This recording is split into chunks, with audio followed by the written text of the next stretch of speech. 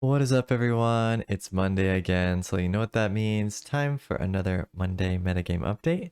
We got some crazy, spicy new brews and update on all the standard and historic metas. You don't want to miss it. Let's get into it.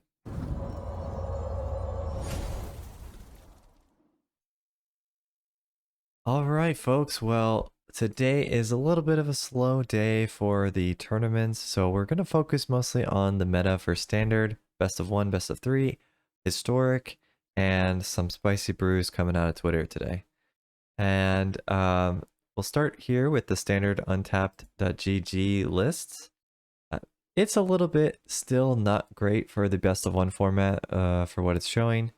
But popularity for today, we can see mono red is very popular, mono black, soldiers, 5-color reanimator, and for some reason, mono blue tempo. I don't know why. But the win rates for today, Rakdos still doing well, soldiers still doing well, and this is in platinum to mythic because we got us a new season. Everyone got pushed back down to plat or wherever you are, and time to rank up again. But I'm really not so convinced about this. I feel like mono red is accurate here with the percentage. Of course, untapped.gg only has a portion of the people playing the game, not everybody. So their stats only reflect what they know about. But it gives you a little bit of a sense of what's going on. And if we look at the tier list for the best of one standard from plat to mythic for this last week, we see Naya Humans is still very good, very powerful with their Alana and Elena, the Skrill, the Thalia, etc. Don't think they really got many new additions to this deck. At least none comes to mind that I've really played against on the ladder. So I think it's pretty much just the same stock list that they had in the last set. But it's still doing well for them. And Mono White and Azorius is okay. More so Azorius soldiers. I can't really say that I've seen many Mono Whites on the ladder, and even when I did, I can't really say that they were very good. So not too sure about that. I think that's kind of outdated. So humans, soldiers doing okay. Esper is doing all right on the ladder. Again, Esper didn't get a whole lot of new stuff. They got Rona, and they got sometimes the Raven Man, but not much more than that. And then I would even say on the same level is Selesnya Toxic. They got quite a few new additions actually for this one. We got like Surge of Salvation. There's a new green fight spell called Tandem Takedown, which targets 2 creatures and then does the damage. And so that lets you get the double target going on, which is just really good for triggering your poison stuff from your venerated raw priest. So yeah, they got a few good new tricks which help, I think, push them up from tier 2 to tier 1. And it is a very strong and very scary deck, and hard to interact with. So unless you're just running a bunch of sweepers, you're probably going to have a bad time against that deck. And then close behind it, I would also say this is tier 1, but mono red aggro. There are many forms of this deck. There's more aggressive ones, there's more mid-range ones. There's some that don't have any new cards, there's some that have new cards. But I will say for the most part, the strongest ones are the ones that I've seen using some of those new cards from the new set. And especially there's this one here, Invasion of Regatha. I thought it looked pretty strong. It is very strong. Even if they don't flip it, they don't even have to try to flip it. Just getting the 4 damage and the 1 damage ping can often just be really backbreaking for you when you're trying to stabilize against this deck. I also saw something really cute with this where the opponent played this, did 4 damage to me, and then 1 damage to their Feldon and got a free card draw off of it. So that's pretty sweet. So it's pretty flexible, and if it flips, it's also really powerful there as well. So I think it's just a good include in the mono red decks. They also got some other cards like Kenra Spell Spear, which is this aggressive 2-mana creature that has prowess, and you can pay 3 mana to flip it into this like double prowess, hard to kill, trample creature. We also saw like Stoke the Flame. Some people are playing that one, though I can't really say that that one has been doing too well for people. It's a little bit slow, and red creatures typically don't have vigilance, which is another downside to that. So, not convinced by some of those, but I think this one is a great include in the deck, and Kenra Spell Spear definitely pretty good include as well. And just to clarify, kind of show you how you can't take these tier lists like 100% at the word. Like different people are going to have different versions of the deck.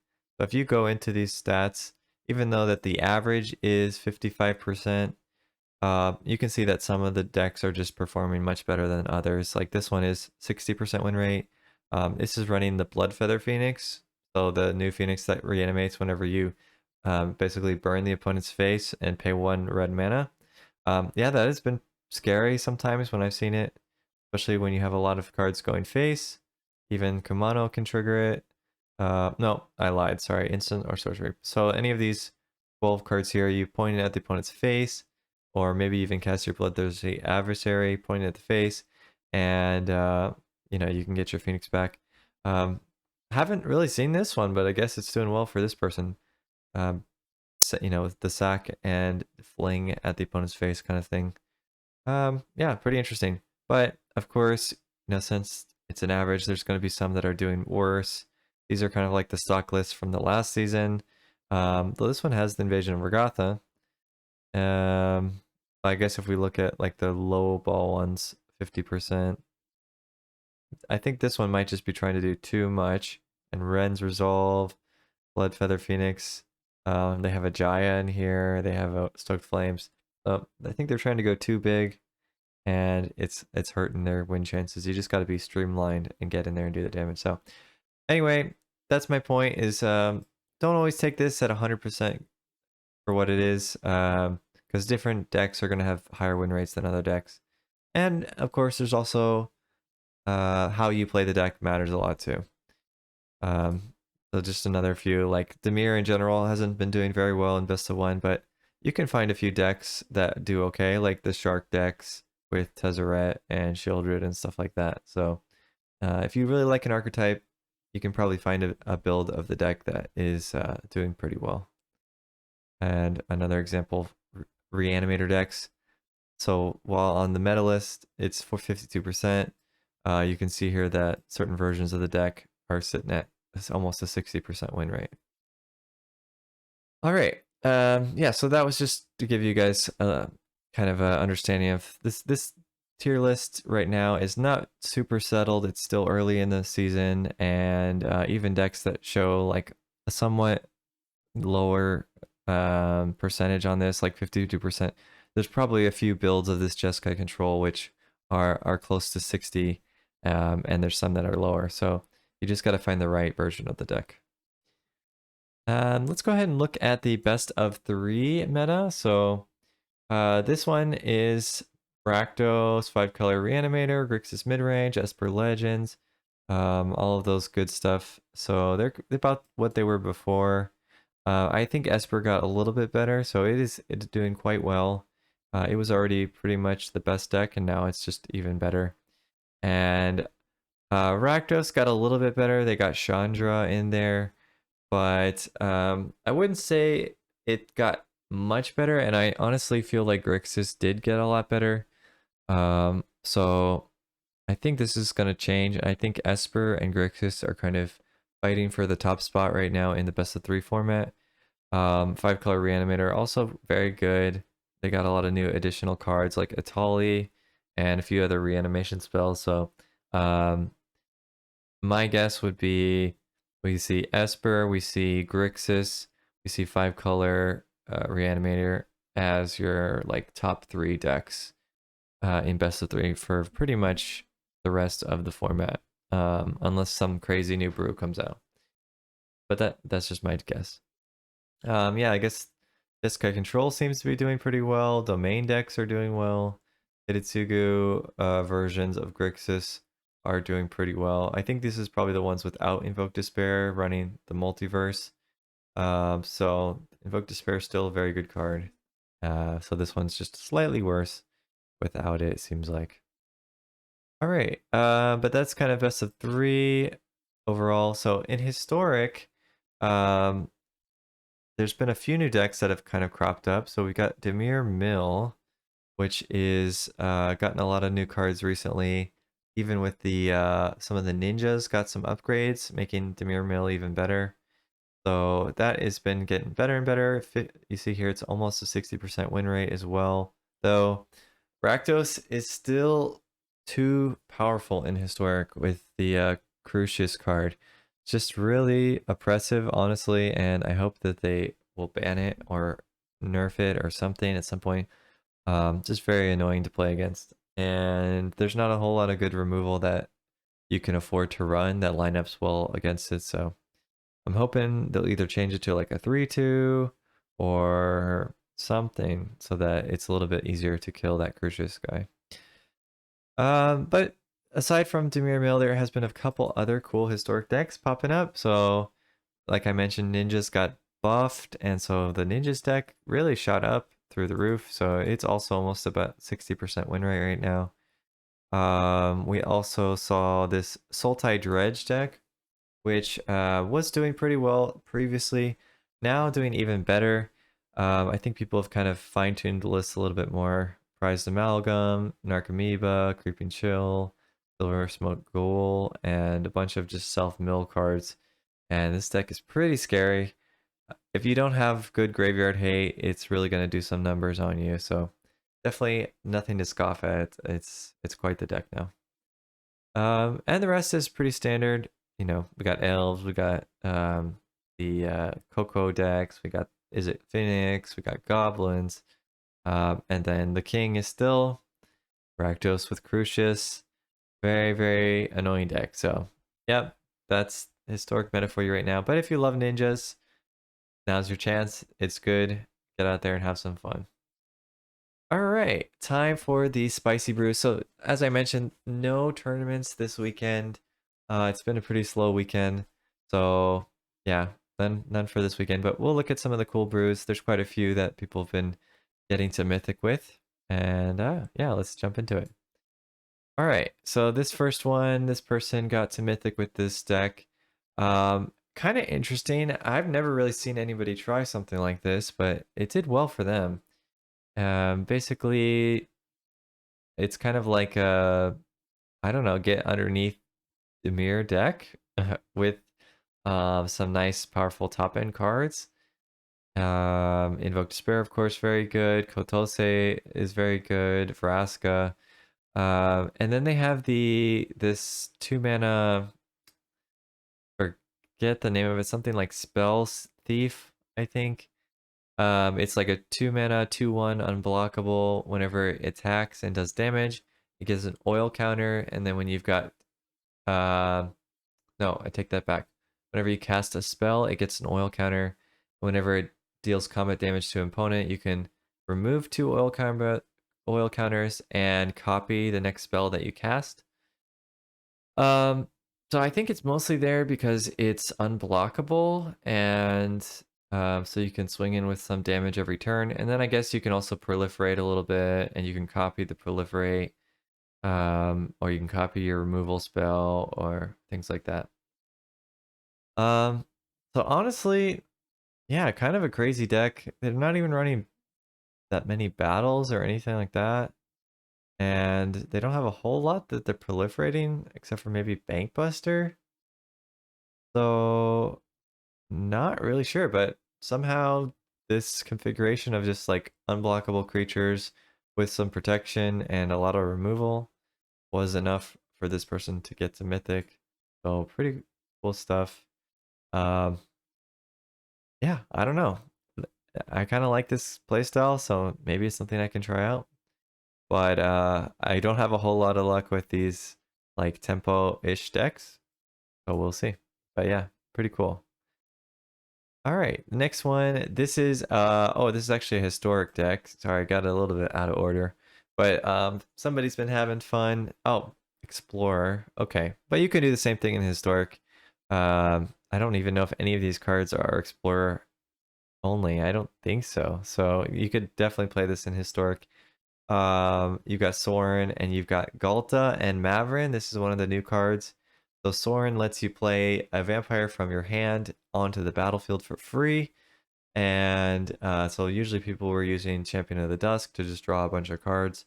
But now you can bring in Galta and Maverin and have this giant 12/12 Trampler on the battlefield for free. And if people can't immediately kill it, then you pretty much win the game from that. So pretty sick combo there.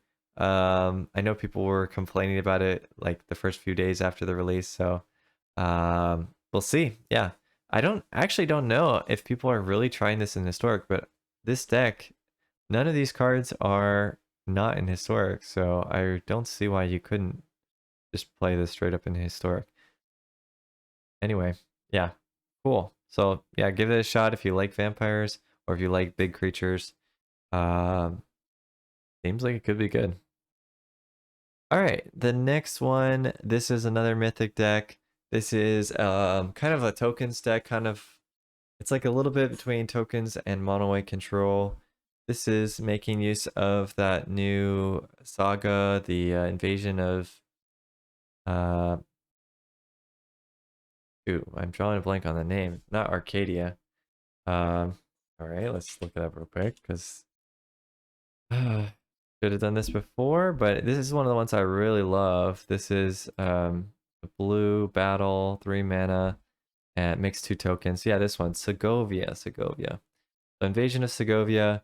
Um, when it flips, you get a 3/3 creature, and it lets your non-creature spells have Convoke, and you also get to untap 4 creatures at the end step. A really powerful battle. It already gives you 2 1/1s, which is pretty nice, and then if you get to flip it, it's just insane value. And so, yeah, this person is playing like the Spirited Companion. They got the Wedding Announcement. They got Wandering Emperor. So they're making a bunch of tokens, and then they're abusing all the Convoke stuff to make even more tokens, or to draw cards, or to tap stuff. And Sunfall to sweep the board, and some counter spells. So I guess it's just a really blue-white control deck, but focusing a lot on these little token creatures. Um, Interesting. Definitely very interesting. I guess they don't mind. They have the Sunset Revelry here. So I guess they don't mind kind of like getting behind on the board and then casting some Sunset Revelries, generate creature tokens, generate some life, draw some cards, and then you just use that for Convoke on the opponent's turn. So it's almost like a tap out, cast a bunch of creatures, and then even though you're tapped out, you get to cast more spells because you're just convoking everything anyway. So could be really good, to be honest. Like you just cast a bunch of, generate a bunch of tokens, and then hold up your 6 mana counterspell. Kind of crazy. Yeah, interesting. So yeah, like I said, it got them to Mythic, so must be pretty decent. Maybe we'll try it on my YouTube channel sometime. It looks kind of cool. All right, another mythic deck. This is the poison one I'm talking about. Oh yeah, they're running this new march, the green march, to get their rot priests out onto the battlefield, and then they use like the tandem takedown to get just like a bunch of poison counters on you. Um, so kind of a weird version of the poison deck that doesn't even really need to attack in half the time, mostly just targeting its own stuff and generating a bunch of poison counters on you. Pretty scary deck, pretty sick stuff, and so hard to deal with. Even if you're like dominating the board, you could still lose to poison. All right, another one we got here is kind of your Grixis, Invoke Despair. I think this is really kind of the top tier Grixis that we saw in Best of 3 with the Chandra and the Invoke Despair. I think this is the combo that you want if you want to really be like the top tier 1 deck right now. This one versus the Esper mid range are kind of like the 2 best of 3 kings, right? In the current standard. All right, and yeah, speak of the Esper mid range, this is the one. So this person had a couple different versions, But as you saw, they have an 85% win rate.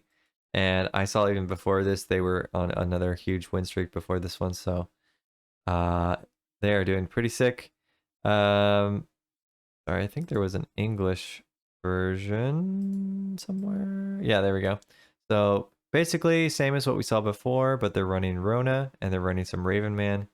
And the Rona basically generates you infinite birds off of the Raven Man every turn.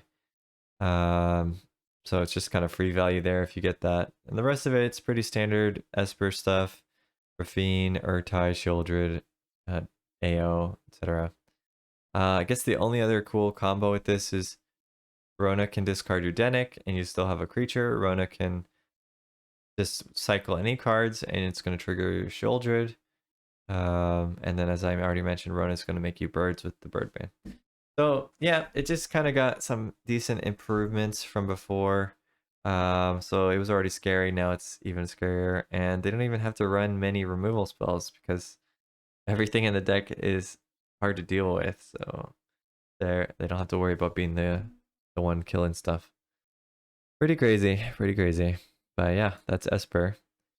I think I mentioned this one before on the channel as well, but we got a green-white enchantments deck with Heliod.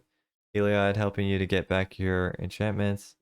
So that's pretty strong as well, especially if you like life gain and you like big creatures and you like enchantments, then this one is quite good. Asian Avenger, big fan of his. He's a big control mage, and he got to Mythic with this deck, which is kind of just like an Esper pile of Planeswalkers. Has Teferi, Wandering Emperor, Jace, the 4-mana Teferi, Void Rend, which is a nice card and he loves and I love it. Lots of counter spells. I'm surprised how many counter spells.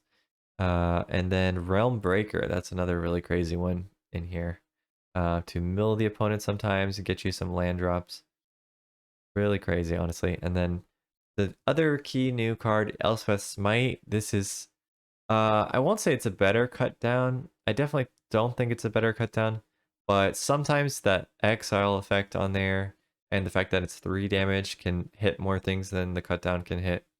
So I would say it definitely hits more things than cut down, but you have to wait for them to attack or block, which can sometimes get you into some sticky situations. So definitely a trade-off. But yeah, cool to see them trying it out. I think against mono red that might actually be really good because there's like the Phoenix, Flamekin Phoenix, and there's the Squee, which you need to exile. So that probably helps a lot with that. All right, we're almost to the end. This is a Shieldred tribal deck. I found Shieldred to be really, really good. The 5-mana Shieldred, and makes sense to go with Rona as well, and 4-mana Shieldred, and Gix is also quite good. I wonder if there should be some more 2-drops in here, but overall the deck looks pretty cool. It was doing well for this person, the Brew Lab. And I want to find more decks that can play Shieldred because I find this 5-mana Shieldred really, really good. And I think we're at the last one here. So we got Rint, the Green Mage, and last time he had a deck that was doing well for him, and it had no Tribute to the World Trees. And I tweeted him and I was like, hey, what about Tribute to the World Tree? You didn't like it. It wasn't doing well for you. And then, you know, a little bit later, he tweeted out this. So I guess maybe he's seen the light and he's on the Tribute to the World Tree track now. But yeah, so this is another green version of the deck with that Tribute to the World Tree that got 5-0 in the standard leagues. So pretty decent version of mono green. And yeah, I love to see it. I mean, I think mono green honestly is at a good position right now where it's not broken and it's not bad. It's just a pretty solid in the middle, good value. You got to deal with all the creatures or you're in trouble. And I think this is where decks should be. They should never feel oppressive and they should never feel like underpowered. So if we could get more decks like in this spot, like I think control is like underpowered right now.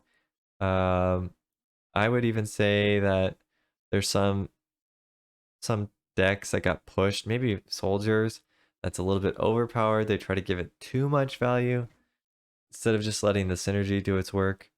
So I kind of hope they take this approach they've taken with green with some other combinations of colors in the future. Yeah, I guess that's it. Just quick thoughts on the meta. It's still pretty wide open. I would say that you can play just about everything that you want. And I'm still trying out a lot of new brews. There's a lot of cards I didn't get to try out yet. And almost everything is powerful. It kind of feels like Throne of Eldraine standard, where there's so many things that are really good. It's hard to know what the best deck is, and you feel like you have to cut really good cards, even though you don't want to sometimes. So it's really tough to figure it out. And I think because of that, the older decks are still kind of preying upon that, like the mono reds, the soldiers, Grixis, and Esper, because people already know what they want to do with those decks, and these new decks are not quite figured out yet. So I think as more things kind of settle down, as long as people don't give up on these other decks, I think we're going to see the meta shift more, and some of these new decks are going to start to creep up into the format and be better and better. So that's what I'm going to be trying to do, and definitely interested to see that. Things like tokens, or even like Gruul ramp into Atali, Boros ramp, stuff like that. All right, well, that's going to be it for this Monday meta update. I know we went a little bit long, but I appreciate you all for staying in here and hanging out with me and talking about the meta. Let me know what you think in the comments. What brews are you brewing up? What kind of things are you looking forward to trying? But until next time, see ya.